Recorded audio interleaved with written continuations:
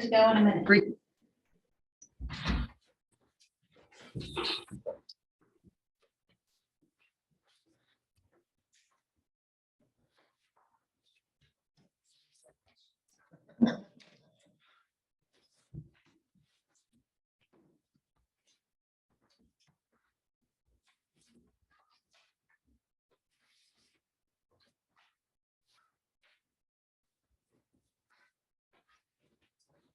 We have got right at 6 o'clock, so I'm gonna call it to order. We can go ahead and do a roll call. Mac McLean, Here, Tim Opilia is running late. Joseph Myers, Present. Bob Wilkerson, here, Terry Arcieri is not here yet, and Jeff Getty. here. Okay, noting that we have a quorum present, we will go ahead and move forward. Has everyone had a chance to look at the meeting summary for the November meeting? Any revisions, changes? Nope. Is there a motion to accept? I'll make a motion to accept the minutes from the November meeting. Is there a second? All in favor? Aye. Carried. Any changes to the agenda? None noted. Accepted. Any conflicts of interest to report? Nope, none of mine. Jeff? Okay, none noted.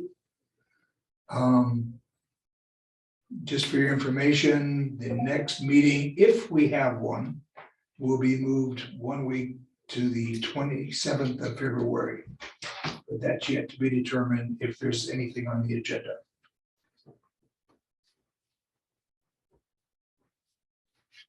And I should have said something earlier, but I'm going to propose that we move the election of officers to the very last item of business, since we don't have everyone present quite yet. So at the tail end, after we've dealt with the matters at hand, we've had public testimony, we will take up the election of officers. So staff updates? Isaiah?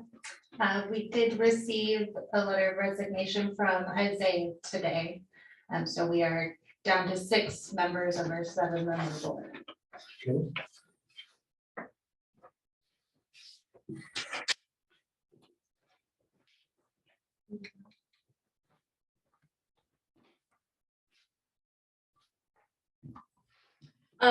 Have we talked about our scanning project?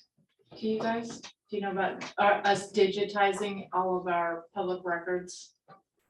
I think you did talk about it. You briefly mentioned it, but So we've hired 2 staff. They started just after the 1st of January, and I think they've gotten equipment now, and so they're just starting to scan. But eventually, this will take several years, but hopefully you guys have noticed that a lot of the environmental health records are all digitized online. So if you go and you look for your parcel records, you'll find a lot of environmental health stuff and some of our community development stuff as well. But for the most part, our stuff hasn't been digitized. So we're working on that. We've got grant monies to take us for 4 years. We think the project will take us longer than that, but that should get a majority of it done. But that's just something that eventually you'll be able to find any paper record that we have. This digitized online. And we'll be able to toss a lot of those records or archive a lot of them after we've scanned them, so it'll also free up space in our office. so how far back? It's All of it. everything, but you know, the county started requiring building permits in 1975.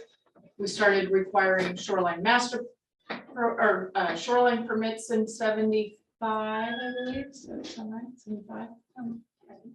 Yeah, it was adopted in 71 at state, but 75. So most of the records are from 75 forward, but we do have some things like that we'll find from the 60s. Lots of subdivision plats like that, you know, was prior to the 70s, but so I'd say 70s forward.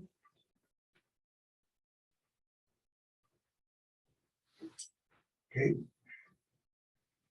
Terry has joined us. So update, we have moved the election to the very end of the meeting because Tim is running late. any additional staff updates? I have one question from our last meeting. Any update from, like in our minutes, like 2E and 2F, dealing with the Decker wetlands issue related to the comp plan? I don't need any action or anything, just saying, any progress on that?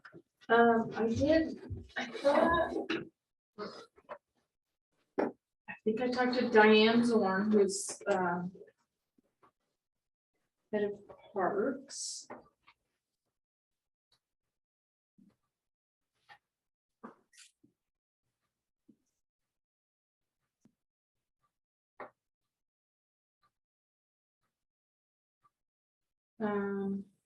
Page 34.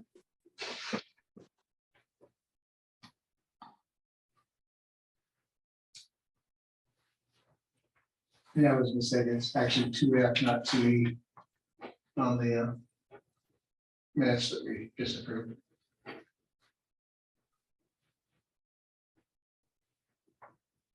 So after I talked to Diane about that, I still can't really follow exactly of what, the issue you raised and all that, but I think you should reach out to Mark Neary or the Parks Department. Okay. Because I still can't track on what's actually happening with that property and then how it relates back to Right. No To issue. the- I'm to the happy to do PAC. that. okay, I wasn't looking for an answer yet. Yeah. Just the reason I brought it up is it seemed like the county was getting ready to transfer title to more than half of the acreage that's tied up in parks. And yet there's like no discussion about that, doesn't support the comp plan, doesn't, okay, that kind of thing. yeah, so definitely reach out to Mark and I'm see not where it's for- at, because Not that's what for or I, against it, just, yeah, yeah, sure. it just didn't seem like it matched up to what the county Okay. had laid out. for And us. I guess after talking to Diane, I couldn't figure out what is the county doing or not doing with the property. Fair. Like I was not able to figure out what's going on with Decker Creek. If you do Or get hold Decker- of Mark, could you report to the rest of us? Sure. Yeah, I do. Just so we're educated. It originally came up in a briefing where the county was, and Mark nearly brought it up, and beyond that, I don't know any action. It seemed like it was gonna come eventually to the board to be decided whether to transfer or not to this nonprofit, but I haven't seen anything or heard anything since. And again, the only reason I brought it up is it just didn't seem to match the comp plan, a comprehensive plan we've done either for parks or for the county as a whole, so. That's the reason I brought it up, so Okay. be happy to call them and report back. Fair enough. Thank you. So I think the next item on the agenda is general public comment. We do have a couple people, I think they're all here for the public hearing, but I'm not sure. So this is a period that we reserve not for comment on the specific actions on the table for tonight, but if you have general comments, anything in general that you want to bring up to the planning commission's attention.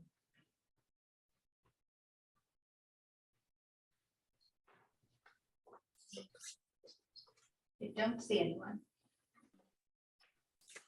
And hearing nothing. Going. We'll move on to the agenda items for tonight. Turn that over to you. Share my screen. Come up with- Yeah, you should be able to.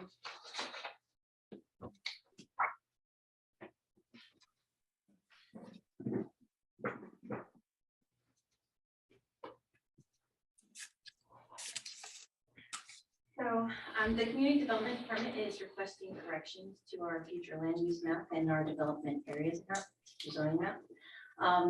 These are really just a housekeeping item. Throughout the year, I'm made aware of errors on the GIS layers. And we look at our spreadsheets that when designations and zoning were determined, we look at spreadsheets that have what was determined to be zoned, and we have proofing sheets as old working maps. And so these particular parcels that I have on the in the staff report tonight, and we'll just go through here real quick.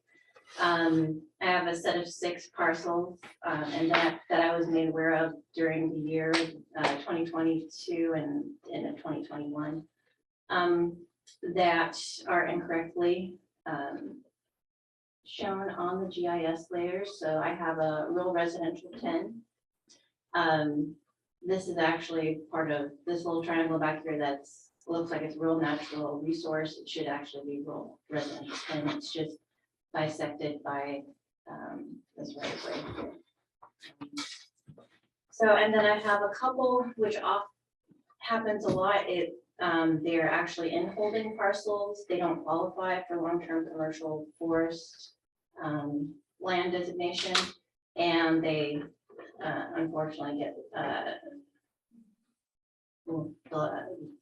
the LTCF layer put over them. It should be in holding lands. They don't qualify for that, and they also show in our spreadsheet that should be in your in the staff report as being in holding lands as well.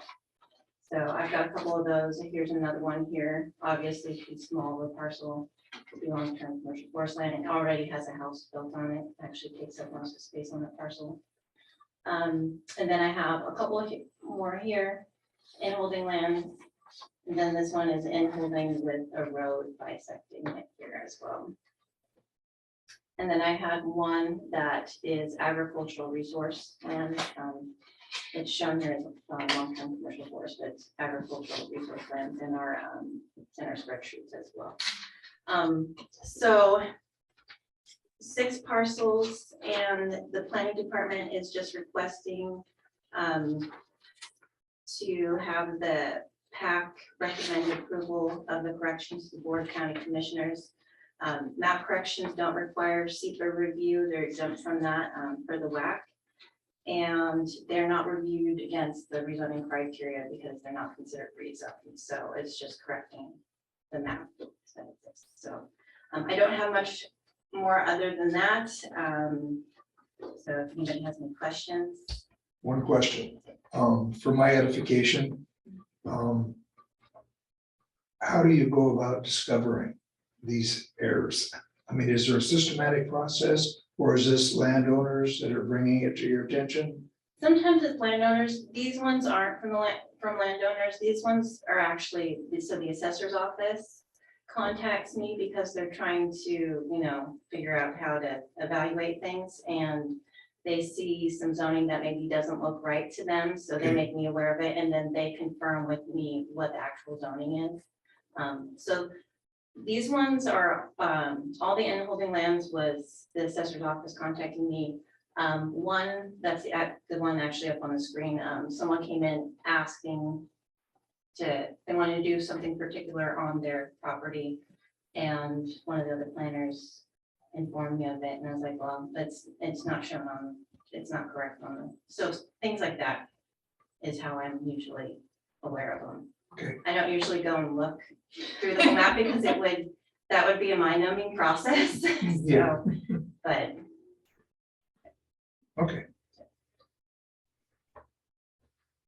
Any discussion amongst the commissioners? No. Do I hear a motion? I'll do it. Okay, the PAC recommends approval of the map corrections to the county commissioners. Second, I'll second. all in favor? Aye. Aye. Carry. And then I believe you had another item. It's mine. Where should I go? Is there a mic? No, it's just. It's picking up. I don't have anything, but so you could share. Screen, I don't have my Yeah. laptop, is what I meant. I do have a hearing item on proposed amendments to the Shelton Urban Growth Area Development Regulations. This is for the area outside of the city limits. Correct. Okay. So, yep, so there's city limits and then the urban growth area for the city of Shelton is called the Shelton Urban Growth Area and it is in county jurisdiction. And so currently any development proposal within the Shelton UGA is processed by the county. Now, there's often times where we consult with the city depending on what the development project is, so that the project is, the city has interest, long-term interest in any development within the urban growth area, because eventually that is the area in which the city plans on annexing over time. The Shelton Urban Growth Area was established when we first established, or undergrowth management back in the late 90s. The boundary lines have changed here and there over the years, but not real dramatically. Both the city and the county are going to update their comprehensive plans starting later this year, so we're expecting it around June. It'll take 1.5 years to 2 years, we're expecting. We're going to update our comp plans in collaboration, as you know, we overlap with each other. And we intend to, after the comp plan update, we intend to look at our development regulations within the Shelton Urban Growth Area and just sort of get them in line with city development regulations, so that, you know, stuff that's happening in the Shelton UGA can then be adopted or eventually annexed into the city, and that it flows nicely. In the interim, we've had several just sometimes inquiries or more formal development inquiries with the county to develop a mixed use. So this is non-commercial, or sorry, this is commercial and residential mixed. And so larger projects, not just a single family house, which we've had here and there in neighborhood residential zones within Shelton, but a more intensive development. And the way the county development regulations are written is that it allows for higher density, higher residential density in the Shelton Urban Growth Area where residential use is allowed, more so than in the rural areas, but not to a level that it would pencil out for a developer who has to also get city services and extend those city services outside of city limits to their projects. So if they need sewer and or water, you know, they need higher densities than what's currently allowed in the county regulations in order for it to pencil out and to work. And there really hasn't been much interest in the past decade that this ever really rose to our attention about our density levels being low enough that it's developers aren't taking advantage of available properties to develop. But so when projects came forward, when we started looking at it, and if they are able to get city services, the city will extend their city sewer and water services out city boundaries within the urban growth area when that makes sense.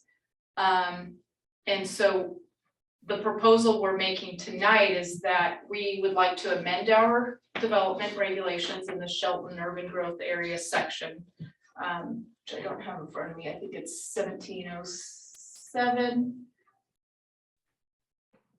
Where we would say if a development is able to reach an agreement with the city for the extension of services, then they can come to us and apply for a planned unit development, and the county would use the city's planned unit development standards to go on.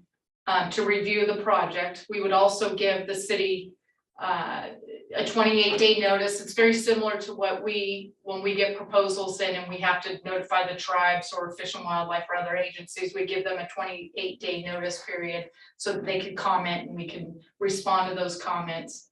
But ultimately, the decision, the review process would be under county jurisdiction. We'd make the ultimate call, but we collaborate with the city on reviewing their PUD standards. And just hopefully be able to attract development and that mix and that higher density residential development that and encourage hopefully encourage additional housing units within the UGA. And so we did meet with the city, and so the amendments in front of you have been in collaboration with city staff as well as county staff.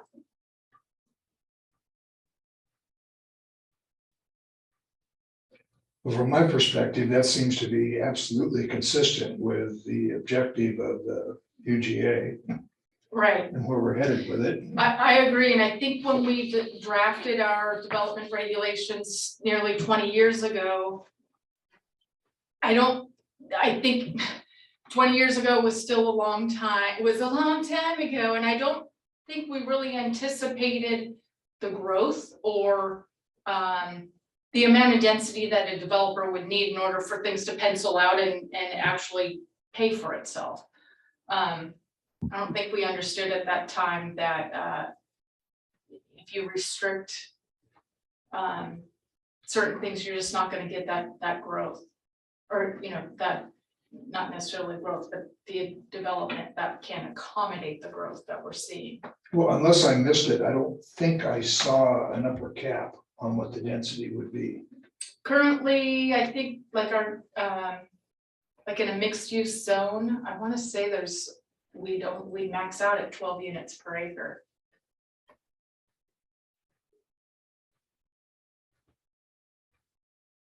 I think that's considered Breaker. higher density part of Allen. Yes, and Right. yes, and out towards your place, no, Right, towards the core right. 10 with one group about 20 dwelling, up to 20 dwellings per acre. But I'll give another view of the different things. Okay, If you're done. I'm done. Okay. I took this and kind of looked, pretending when I lived there, then pretending, what we've done in other areas and growth and different issues.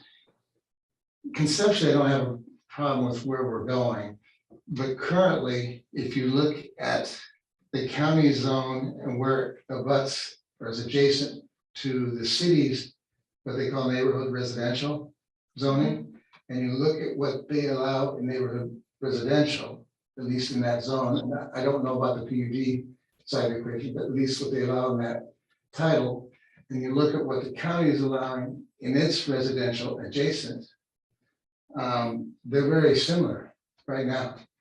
They're very, like singles, duplexes, triplexes, townhouse type things. In that arena, they're very equal. So my only concern is that we've gone through a process over the years of either forgetting to update this, or at least in the meetings I participated, remembering lots of different comments over the last 25 years, that people wanted zoning.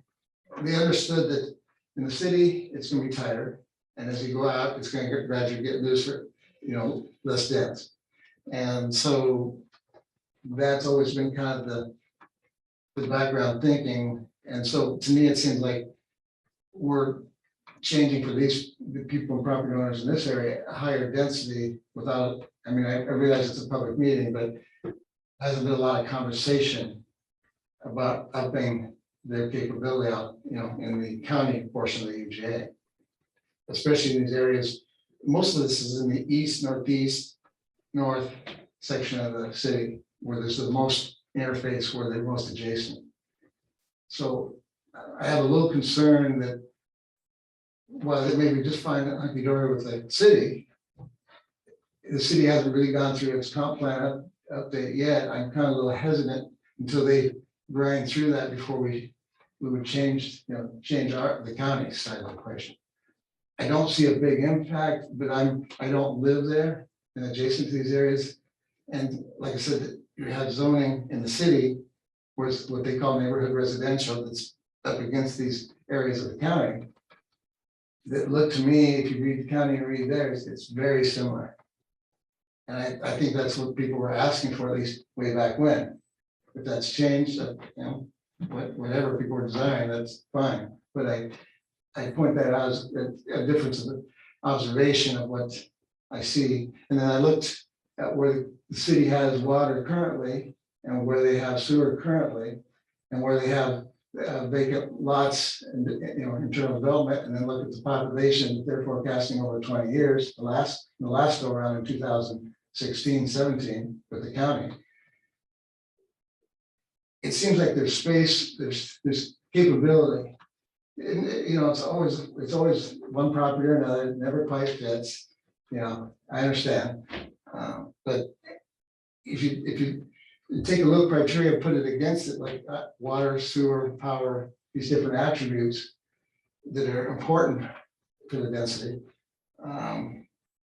It seems like we currently, as the code sits, interface very well, at least as far as the individual home duplexes and triplexes.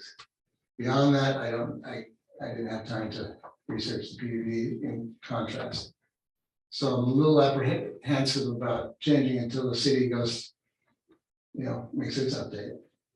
Right, and really to get, I guess, the higher densities to where it would be beyond single family residential, so you would Yeah, get to that apartment complex and some mixed use commercial sure. along with the, a 3-story apartment style complex. And currently our code wouldn't get you to a density of like an apartment. Right. If Structure. that's why I understood Yeah. looking through it too. Yep. So, and that's my angle on it, is I don't have trouble with the concept of the density in the city and working its way out. It's just that, at least as it sits right now, the city's zoning is almost dead match for adjacent to where the county is. The only concern that I actually have will need to be addressed through the comprehensive plan update. And that's this notion that we carve out this zone, which is called the UGA, which is supposed to be high density, cluster everyone as tight together as you can, which is a great concept until you run up to the boundary. And you have the interface between a boundary and the adjacent property owners that may have bought a long time ago and have a totally different expectation of what their neighborhood will be. And I think that can be addressed through comprehensive planning, where we have soft edges, if you will, rather than abrupt changes with a super high density adjacent to more rural. You make more of a transition. So I understand it from that perspective. I also understand that if we're going to achieve growth management, we have to have some high density areas. As the population keeps growing, you're either going to spread them out or you're going to cluster them. So I'm a little more into demographics, currently for Mason County and the state as well as the country. And it's kind of, I look at it kind of like food. We grow more food than we ever possibly could eat, yet people go hungry. We had more housing than is all being used, but yet we have homeless. It's always a matter of logistics of having the things where people need it. And so, for example, you have, and this is an extreme case, but you take Detroit, they got an agency that manages 100,000 vacant properties in the city limits of Detroit. Have you been there? I understand what the problem is. I understand how they got there. What I'm concerned about is that if you start looking at our population, i.e. the state, then Mason County, then the city, and look at different things. We're slowing down on the growth. And if you look at as, you know, as a state, we're slowing down, and you look as a country, we're slowing down. The question is, where are people moving to? Is this gonna be, the Northwest gonna be, you know, the hot place to move to? And I realize you got that dilemma to work with. With all those layoffs we're having in Google and Meta and all these That other might ones, slow it down a little bit. a lot. And while I was still a little kid at the time, I still remember '69, So do I. you know, when things really slowed down in Seattle. So, And things pick back up again, yes. What's the approval process from the county side of things? Hypothetically, just say this went forward, these proposed changes. Mhm. What would the approval process be For a development proposal for a under, higher density development? Well, going back to my example, if you had a developer come in and it happened to be an apartment complex on a property immediately adjacent to some, let's just call it a rural RR10 property, just for ifs. I'm not sure. We may not even have it. No, that's I was pretty gonna say extreme. we might have, Or even a five. we look at R5, R5, Five, yeah, R5, because say. R5 would be the Okay, smallest density that surrounded a urban growth area.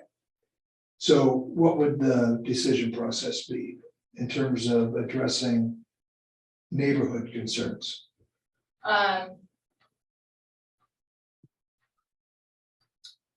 I don't know, I mean, I don't know the zoning abutting each, you know, if you have an RR5 and then a high density here, you know, on your boundary, I mean, we would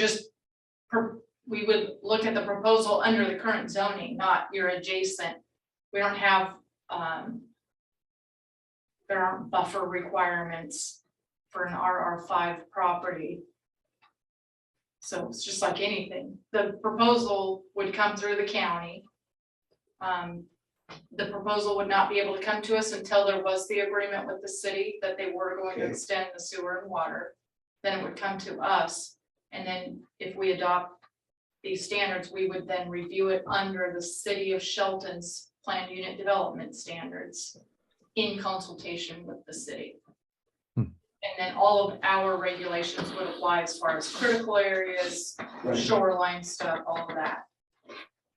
And then, so in that city service agreement, that requires that the development build towards their infrastructure requirements. So for roads, fire, sewer, and water. What I'm trying to get at is generally when we've had higher density parcels come before us or industrial parcels come before us, the biggest concern you generally tend to hear from the adjacent neighbors are increased traffic, or we bought this, 15, 20 years ago, and we thought we were gonna have this type of a quiet little neighborhood, and this is what we're getting. And my issue is we can't stop things from moving forward, but on the other hand, I understand the concern of the people that already bought with a certain expectation, and all of a sudden it gets turned upside down on them. Well, I mean, the Shelton urban growth area boundaries have been in place, with the exception of, a new 600-acre parcel that we put in on the northwest side. Northwest, yeah. We did that in Couple 2019, I years think. ago, couple years Yeah. ago. So the city had adopted Great. into the city expanded their boundary, including that 600-acre parcel in 2017, I believe, and then we did it a couple years later. So with the exception of that, the boundary has been pretty consistent for about 20 years. Okay, And so, not that I don't sympathize or empathize. I mean, I grew up in Edmonds when it was a small little town, and I remember my dad and stepmom, they had a house built in Edmonds proper city. And the backyard was this field and it had a house way in the back that you couldn't even see. I don't know how many acres it was, probably 5-10 acres of just grass that the guy would go and mow once a year. And then one day he divided it up and all these houses went up and I was in high school. I freaked out.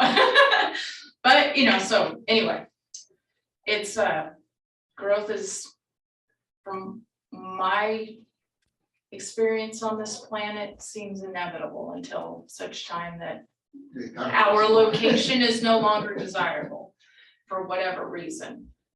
But when we experienced an increase in interest in folks moving out here from otherwise more urbanized areas, COVID, Right. people teleworking, our department saw a huge increase in interest in living in the county, whether it was our 3 urban growth areas or the rural area.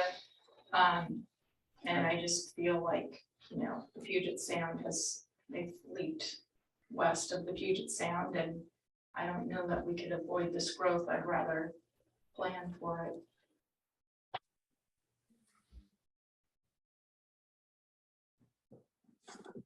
Well, I think it's inevitable too, and I just wanted to bring it up that those are the concerns that I have. And at some point, I think if we're gonna achieve a better balance, yet still allow the higher density that's desirable within the UGAs, we may need to revisit some of the buffer concepts that we have, screening, which can help alleviate some of the, and we probably are gonna have to do a little bit more upfront with the transportation issue in terms of traffic. Right. Yeah, well, I don't know. We wanna go there. Not just the I traffic. just had to say, it's a. Yeah, I understand. You and I are both gonna know that, so. Yeah, you got roads, you got the water runoff issues, it's yada. And as for Belford, the old sewer, 5-liter Bedford. Yeah. It's okay. So I guess the bottom line, as far as my comment, is I think the changes are needed. I think we need to make provision for the higher density units. But I also think we really need to start thinking about how we can mitigate some of the impacts. So what you're saying is quality of life. Quality of life issue, yes. So, no, we can't deal with that tonight. But I just wanted to get it on the table that that's an issue of concern to me. Well, they can always let Shelton move its city limits and then it won't be the county issue, right? Well, are we supposed to take in comment, people that we know in the community, talk to people in the community, try to get some input just beyond our own, local sphere. What's going on, what people hate, dislike, are okay with, that kind of thing, too, in the process of doing this. Well, I mean, as has been pointed out, the comp plans are going to be coming up. Right. And that most certainly is a time when the public can weigh in. It's an opportunity for us to weigh in with our recommendations. But you're And saying I'm bringing this up tonight from my perspective, only because I want to throw it on the table that's something I'd like to talk about. And I'm supportive of that. I mean, I see it firsthand from the standpoint at a very small scale in Allen, where you go straight from commercial zone to residential of a 10 per acre, and then all of a sudden you go from a 10 to a 4, and then eventually, beyond the limits for 1 and 5 the other way. So there's some real contrasting, and it does it does need exploring, I believe, you're correct, it does need some exploring to some extent. How, I don't know at this moment, but discussion, yes. What do you think, Terry? I did not grow up here, so I'm a proponent of growth if it's done correctly and planned out.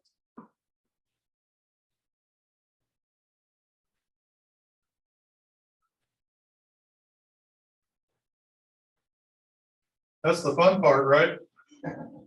I think so. I mean, the community can chime in on if they think there's a problem or if we see a problem, but as long as we plan ahead, we could probably try to prevent a lot of that.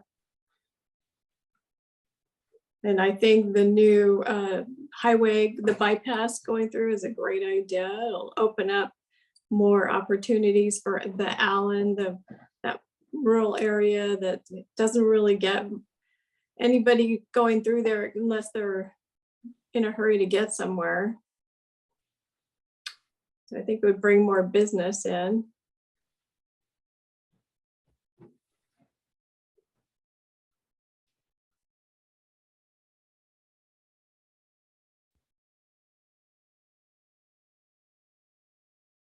Well, is there any more discussion on this, or does someone have a preference as far as making a motion?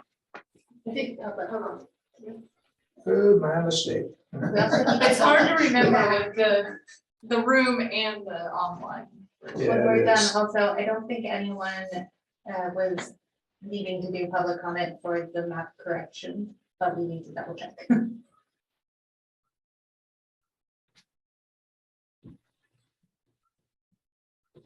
Well, this has been in the paper for 2 weeks, right?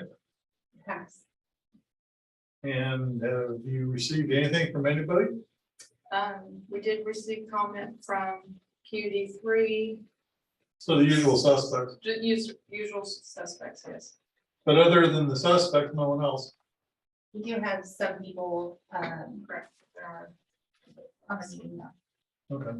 It's like Kristen might have something to say. Yes, I would like to, if possible. Let's see if I can start video here. Hi there. Can you hear and see me? Oh, yeah, certainly. Okay. Hi there. So my name is Kristen French, and I am a lifelong resident of Shelton, born and raised here, went through Shelton schools, attended University of Washington and got a degree in land use planning. It was environmental minded planning. And so I came out of school with a very kind of conservative planning mindset. I grew up on Little Skookum Inlet and had a very rural childhood, which I really treasured. And I'll say for the longest time, I judged higher density growth or development in a negative way. That was sort of what I had learned growing up here and sort of the way I saw the world. What a few things happened in my life that have changed that. One is becoming kind of the middle generation. So now having a son in his 20s and having aging parents.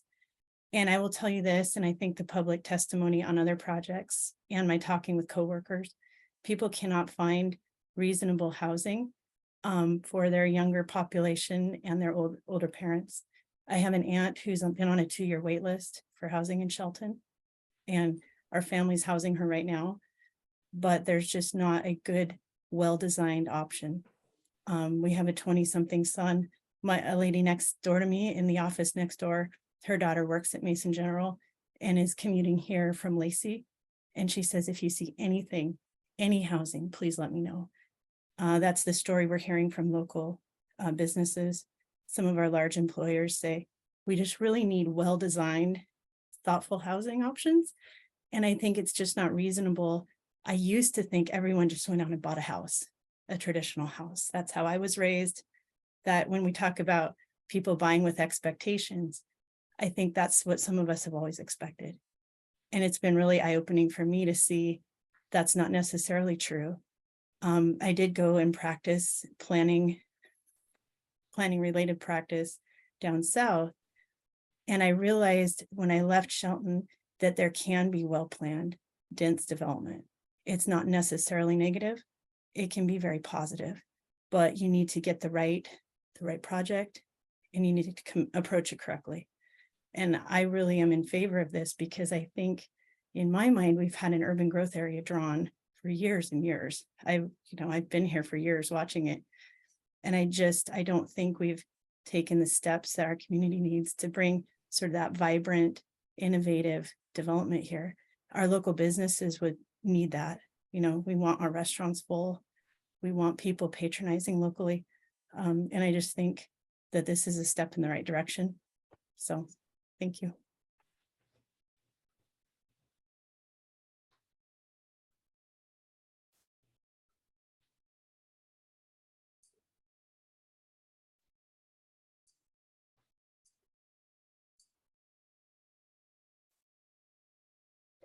Are there any other comments from the public on this proposal?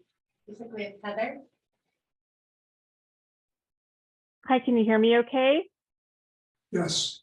Wonderful. My name's Heather Burgess. I'm a land use attorney with the law firm of Dixon, Froelich, Phillips Burgess. I practice with land use and I've practiced and worked on projects with Kristen in some of her former capacities.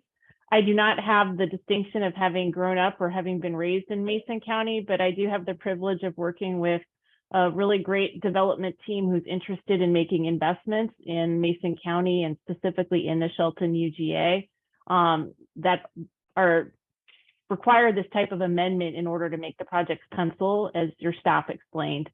And I think I've listened to all of the commissioners' discussion, and I think your points are well taken.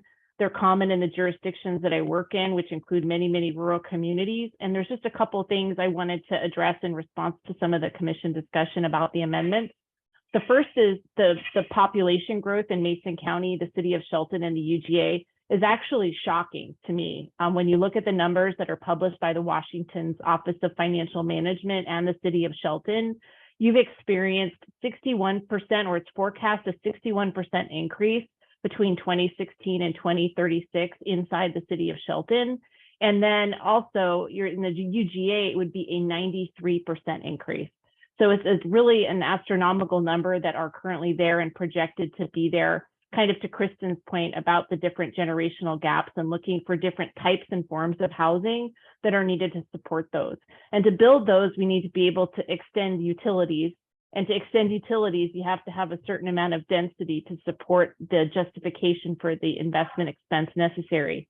And the beauty of extending those utilities is that then becomes a development expense, but enables other adjacent areas to avail themselves of those utilities. They might need them inside the UGA, or maybe they're currently on septic, which isn't as great for the environment.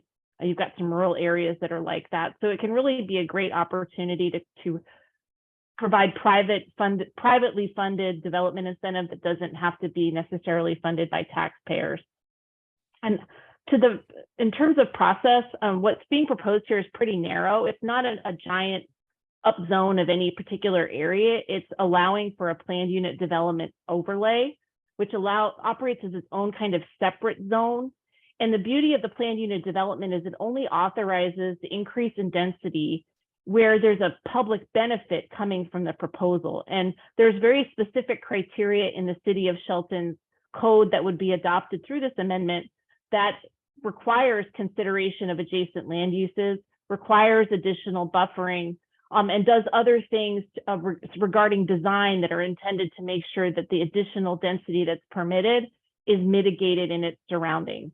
And so the developer gets the benefit of some additional density, but the community gets the benefit of additional amenities, higher quality design, and there has to be that demonstrated criteria met, which is reviewed through a public process that includes a hearings examiner hearing in order to actually get those approvals. So there would be robust notice to adjacent property owners, lots of opportunities for public input when one of these projects is proposed, and then very stringent criteria that are applied to ensure that it's developed thoughtfully and in a way that's consistent with surrounding zoning. The particular sites that my clients are looking at are all in an existing mixed use designated zone inside the UGA as opposed to some of the other rural areas.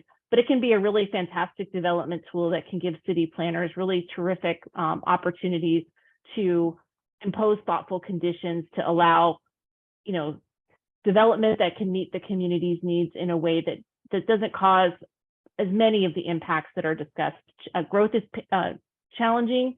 Managing growth is even more challenging, but it can be done in a way that's positive for the community. So I just wanted to come and explain a couple of those things for you and explain that and I have one of my clients is here on the call tonight who may testify, but they're really looking forward to investing in the Mason County community and being able to bring some of those opportunities to the next generation.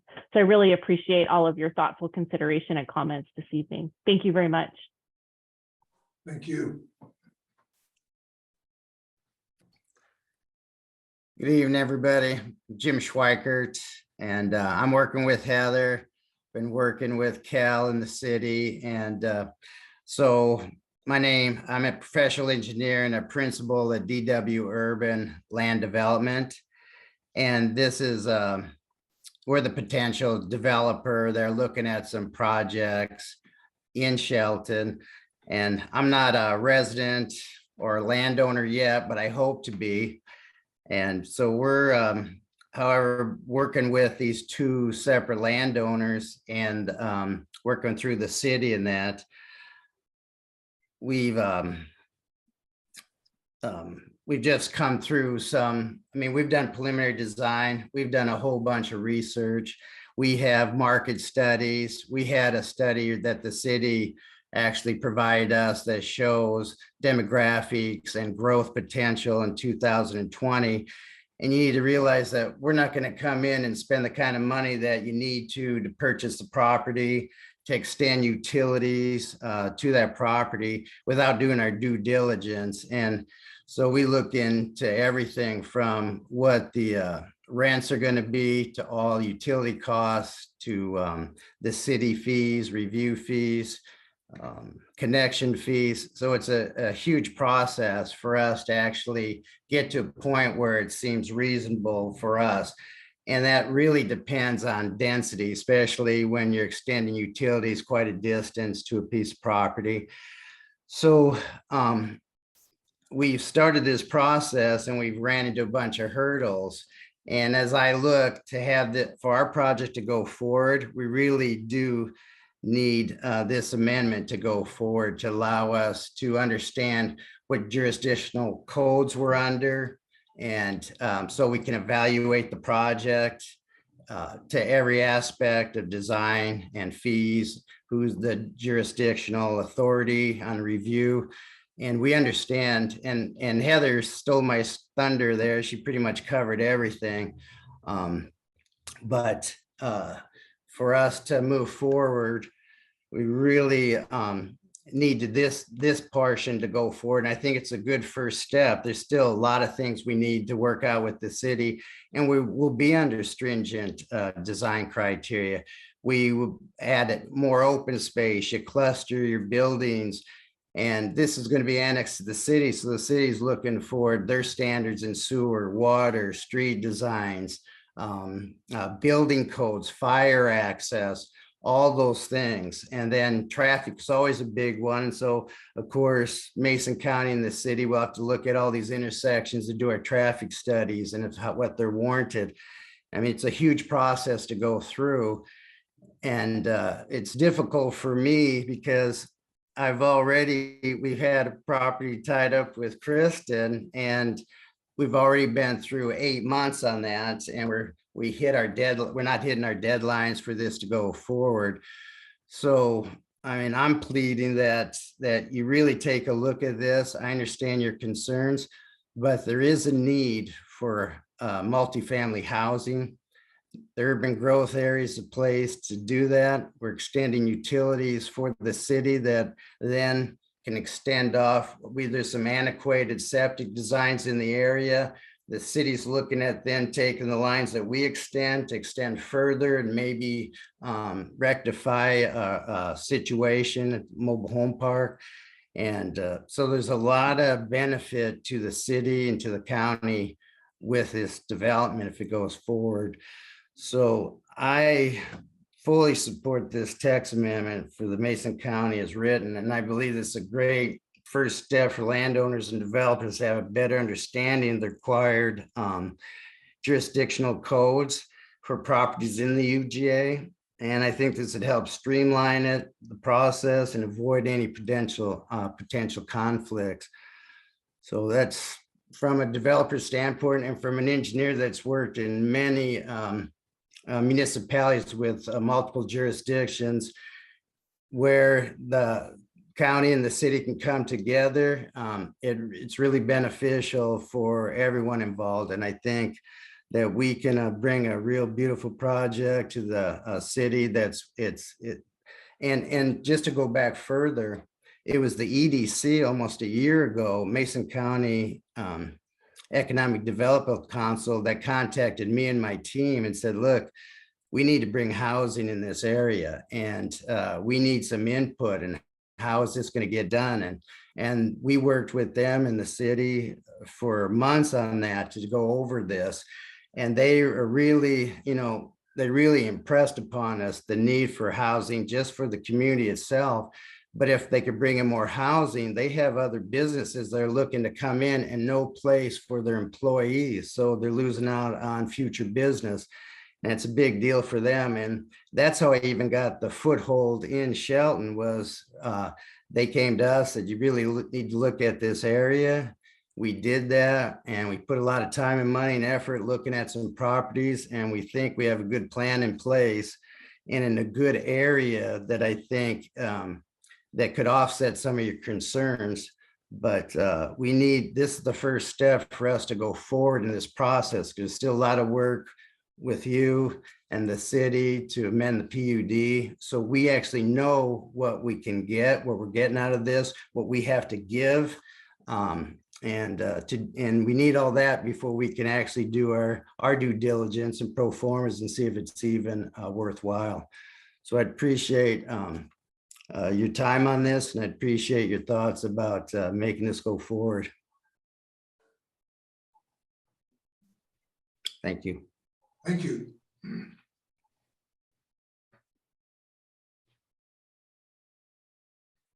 Let's see, do we have anyone else queued up? Doesn't look like it.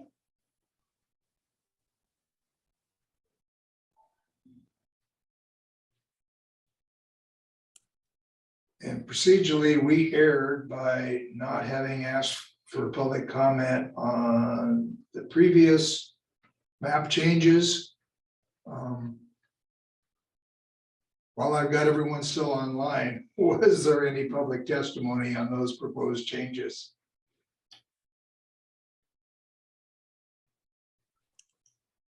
None for me. Hearing none, we'll consider that closed.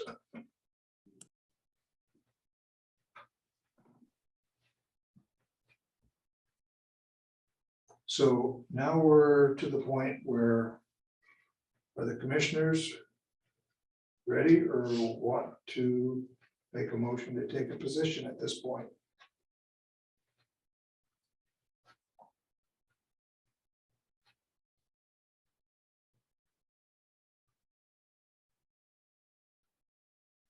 And our commissioners that are online, we're not forgetting you. You can chime in.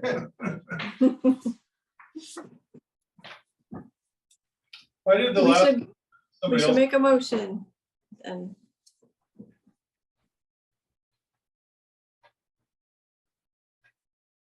Not contrary, so I'm gonna hold off.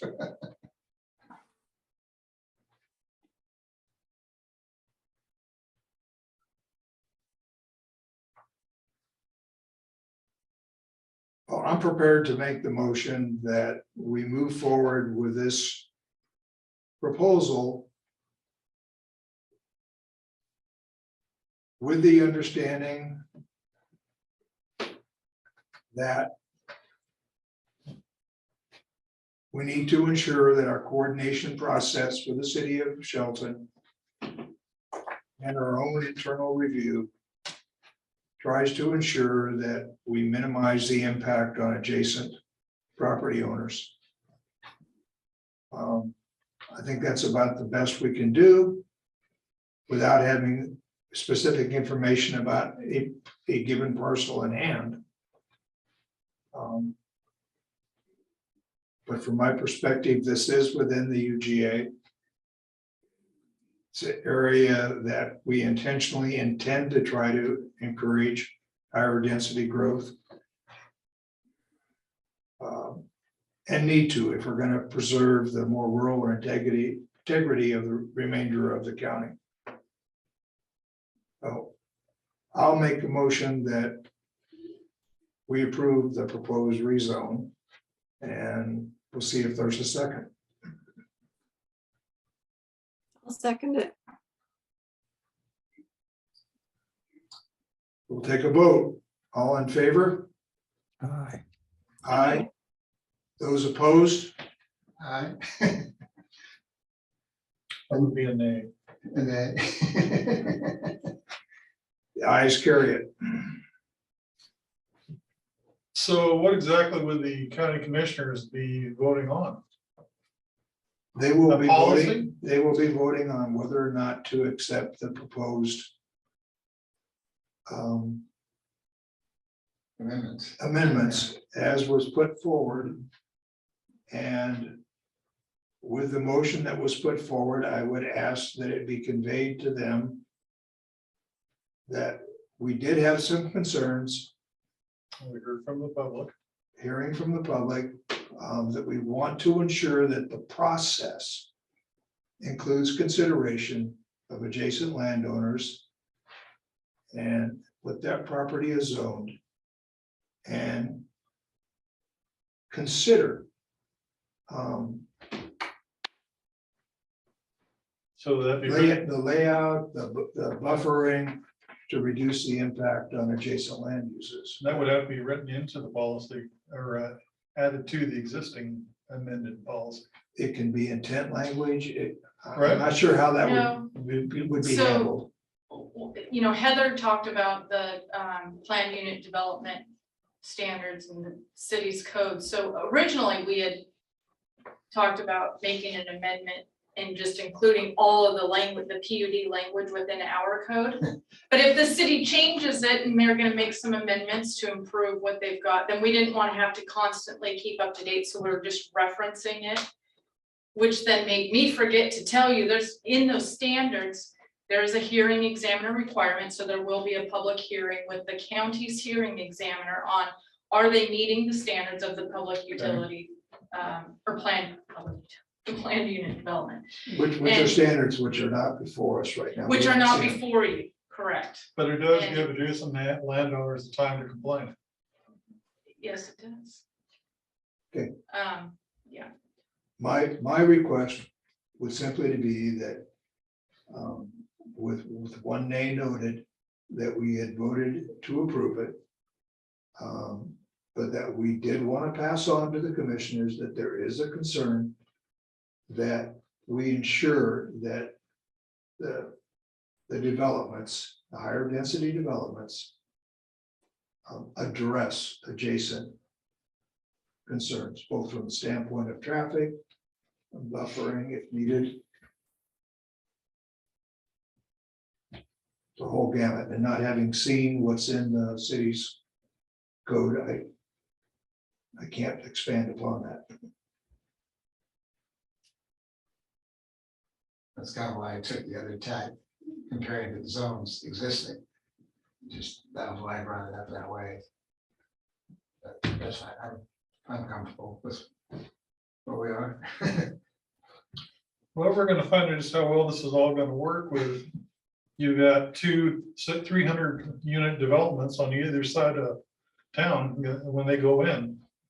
And they have a whole bunch of people, and a whole bunch of cars. And a whole bunch of kids.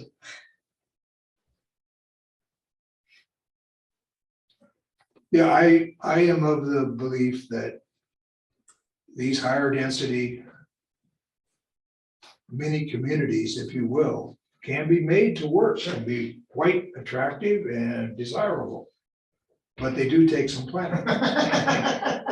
And it takes some work. It takes some work, and my only concern is that when our approval of the package goes to the commissioners, that they're aware, that we're aware that there are issues and there are concerns. And we need to tread carefully. It's the right direction to go, but we need to tread carefully and design well. Was an example when in 2017, there were two major sections that were gonna come into the Allen or to the Shelton UGA. And I remember discussing it with Paul Reeves and saying, where's the study on who's gonna pay the sewer and utilities to bring that in there? You know, how are we figuring that out? Because the way it's coming down is the ratepayers gonna pay it. And that's not fair. That's not the way I'm wired. If somebody's gonna bring in a chunk, they're gonna put that bill to bring that chunk in, not the, that's, Let us discuss the welfare sewer issue. but don't even go there.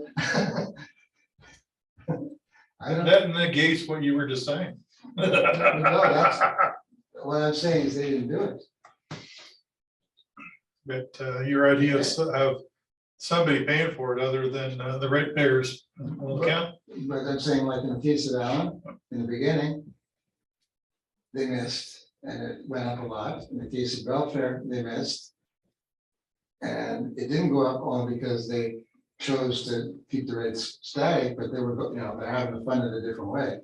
I don't believe that was probably the proper way to, I like to see things pay for themselves and move forward so that we all move forward, not that somebody gets saddled with debts that really not their own making as a community. Because it adversely affects how those communities develop. Because there was a time at River Hill that it looked like it was gonna be a ghost town, people were trying to get out of there before things happened.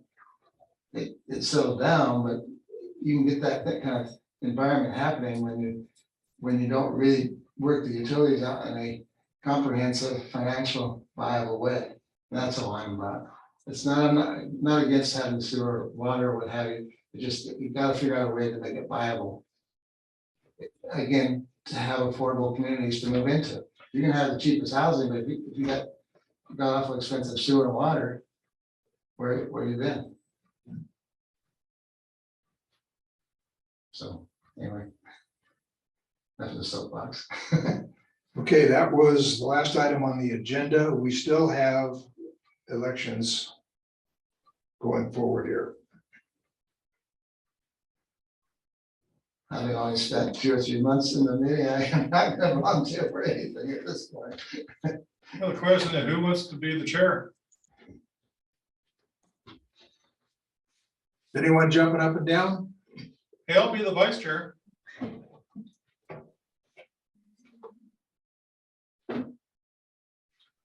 I don't know, Terry blinked. I think that was a positive. I don't understand the process enough to feel comfortable being the chair, since I'm new. I'm afraid I'm the oldest one here at this point, which is scary. So do you wish a nomination, to be nominated? I don't care about that. I'm willing to do it. We'll give it a shot. I'm always here at the meeting, so. I'm willing to look at a year, but not just 3 months, 3 meetings into this. Fair enough.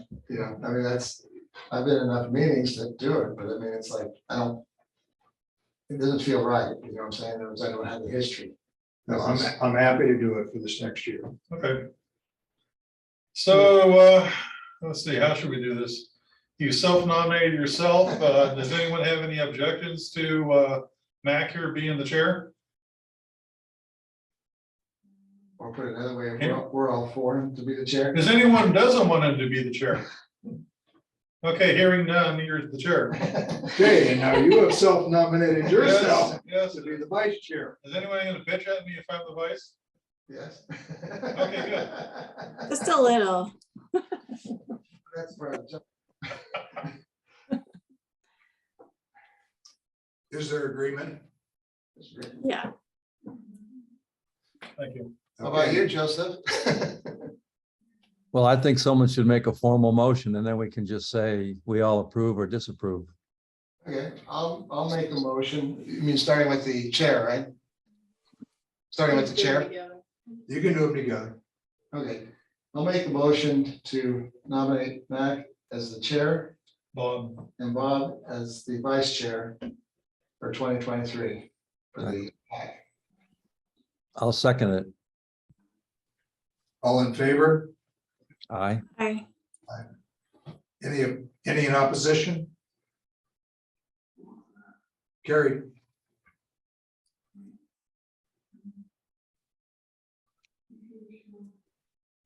I don't think there's any other business, That's it. Adjourn. so we adjourn. Okay.